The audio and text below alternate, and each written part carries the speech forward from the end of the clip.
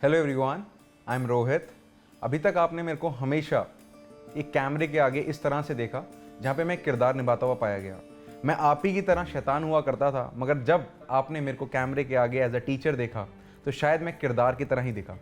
तो बात ऐसी थी कि मैं बहुत छोटा जब था तो मेरे माता पिता ने मेरे को हमेशा बोला कि भाई पढ़, क्योंकि हम ऐसा तो है नहीं कि धनानंद सेठ के घर से आते हैं, बहुत पैसा है कि हम ये कोई बिजनेस कर लेंगे या किसी गल्ले पे बैठ जाएंगे। तो मैंने भी एक अपना सिविल के अंदर एग्जाम्स भरे थे, बट जब भर रहे थे मुझको बहुत क्लियर था भाई मेरे को सिविल इंजीनियरिंग ही लेनी है। 4 साल की बीटेक रही, 4 साल में भी ऐसा रहा कि जब पहले साल गया तो मैंने सबसे पहले एक ही चीज़ ढूंढी कि क्या बास्केटबॉल कोर्ट है क्या यहाँ पे। हम अभी भी बास्केटबॉल में थे, हम अभी भी पढ़ाई वही उसी हिसाब से कर रहे थे, मगर वक्त ऐसा था कि धीरे धीरे जब आपका 4th ईयर आता है आपके पास तो हर किसी को सोचना ज़रूर पड़ता है कि अब करना क्या है। तो हमने चुना कि चलो ठीक है, 4 दीवारी में बैठते हैं और 4 दीवारी में अपने सपने और अपनी आंखें और अपने मोहब्बत अपनी किताबों के साथ निभाते हैं। तो ऐसे करते करते तो मेरा एक बार गेट क्लियर हुआ, जो इंडिया के अंदर one of the toughest exam माना जाता है। गेट क्लियर करने के बाद मेरे को एमटेक का मौका मिला, तो मैंने एमटेक भी किया। एक ऐसी बात थी कि मेरे को सबसे पहला एक कॉल आया जिसने मेरे को बोला कि सर ऐसा है, एक क्लास है आगरा में, आपको लेनी है। मेरे लिए ये फील्ड बहुत नई थी, मैं कभी आज तक कभी टीचर से नहीं पढ़ा, मैं हमेशा खुद किताबों से पढ़ा, किताबों को अपना दोस्त बनाया मैंने। मैं गया क्लास में, मैंने देखा, मेरे को बहुत मज़ा आया। मेरे को लगा कि हाँ, जो शायद मेरे पास चीज़ें वो शायद बाकी लोगों के लिए बहुत ज़्यादा हेल्पफुल हो सकती हैं। तो उन दिनों में मैंने वो क्लास ली, क्लास के बाद फिर अगली क्लास में चंडीगढ़ ली और ऐसे सफ़र चलता गया। फिर मगर बात ये थी कि दिल्ली नहीं मिल रही, तो मगर ऐसी बात हुई कि चलो मैंने चलो ट्राई करते हैं दिल्ली के अंदर। तो वहाँ पर कुछ मुखर्जी नगर में इंस्टीट्यूट से, तो वहाँ से मेरे को एक बार कॉल आया कि सर आपके बारे में सुना है और आपकी हम चाहते हैं पहली क्लास हो। तो ऐसे करते करते ऑफलाइन की दुनिया के अंदर एंटर कर चुका था, जहाँ पे मैंने धीरे धीरे एक एक बैच में कम से कम 7 सब्जेक्ट भी लिए और 400-500 बच्चों के बैच में बहुत आनंद आया। और धीरे धीरे मेरे जो बच्चे हैं वो सिलेक्ट होने लगे, डिपार्टमेंट में घुसने लगे, सब बच्चों ने मेरे को बताना शुरू किया, अच्छा लगता था। करते करते सफ़र ऐसा रहा कि ऑफलाइन के अंदर बहुत अच्छा नाम हो चुका था। जो लॉकडाउन हुआ तो शायद हो सकता है कि पहली बार का जो लॉकडाउन था दुनिया के लिए पिकनिक था। सबको समझ नहीं आ रहा था, बट लोग मस्ती में थे, मजे कर रहे थे। जहाँ पे लोग बाहर जाने से कतराने की जगह पे लोग मन से भी बैठ चुके थे, वहाँ पे मेरे पास एक अपॉर्चुनिटी आई कि मेरे को एक चैनल ने मेरे पास आके बोला कि सर हम चाहते हैं कि आप पढ़ाएं।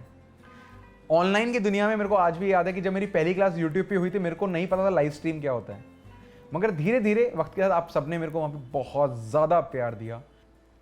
और ऐसे करते करते आप कहते हैं ना कि जब आप मैनेजमेंट से दिक्कत लेते हैं, मैनेजमेंट से हिम्मत करते हैं कुछ बोलने की, तो आपको भी पता है मैनेजमेंट के साथ चलना बहुत आसान है, मैनेजमेंट के अगेंस्ट चलना बहुत मुश्किल है।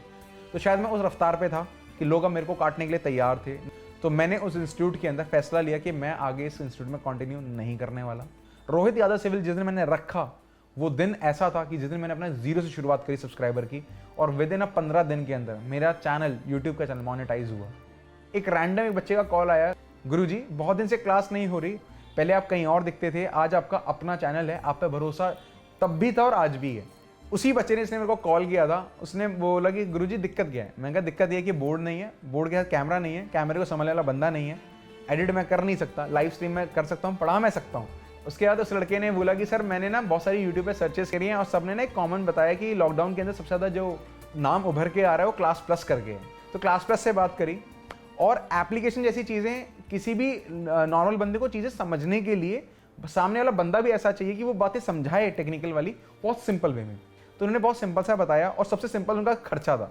मेरे को खर्चा ज़्यादा जल्दी समझ में आया कि भाई इसमें खर्चा नहीं करना ज़्यादा, इनका अपना एक कोई बेस है, उस पर इनकी क्लासेस डलेंगी, इन्हीं का ऐप है, चोरी यहाँ से कंटेंट होगा नहीं। तो ये सारी चीज़ें उन्होंने बताई, इनसे बात करी, घर पे आए, बात करी, पेमेंट हुई, और ऐसे एक शुरुआत करी। और वो वाली जो शुरुआत थी बहुत ही नॉमिनल वे में हुई। क्लास प्लस ने काफ़ी हेल्प करा। क्लास प्लस ने ये भी जानने की कोशिश करी कि भाई कोई थंबनेल आपको नहीं आता बनाना, तो हमारी आपके पास एक टीम है, आपको एक बंदा मिल जाएगा, आप उससे बात कीजिएगा। और जब मैंने, जो दिन मेरा यूट्यूब पे 0 से था, जब 0 से मैंने 26,000 सब्सक्राइबर का वो दिन देखा था, तो वही ताकत मैंने अपनी एप्लीकेशन से देखी। और एप्लीकेशन पे ऐड प्रेजेंट मेरे पास कम से कम 2800 बच्चा मेरे साथ पढ़ रहा है। और उस ज़्यादा वाले प्यार की वजह से आज आप शायद मेरे इतने करीब से, इतनी शांति से मेरी बातें सुन भी पा रहे होंगे। देखो, हर किसी के पास बताने के लिए बहुत कुछ है, बट सिखाने के लिए भी उतना ही है। बस आपको ये देखना है कि आपको सीखना क्या है। मैं कभी भी किसी से दबने की कोशिश नहीं करता। दबने का मतलब ये नहीं है कि कुछ भी चीज़ में आप पकड़ो, अकड़ने का मतलब नहीं है। कहते हैं ना कि जिस चौराहे पे वो खड़े हैं, रास्ते तो अनेक हैं, अगर आपने उसको एक सही समय पे सही तरीके से सही डायरेक्शन दे दी, क्या पता उसकी ज़िंदगी बन जाए और आपकी ज़िंदगी के लिए उसकी दुआएं निकलती चली जाएं। तो शायद मैंने इस तरह का काम किया और आशा करता हूँ ये काम आपको पसंद ज़रूर है। धन्यवाद।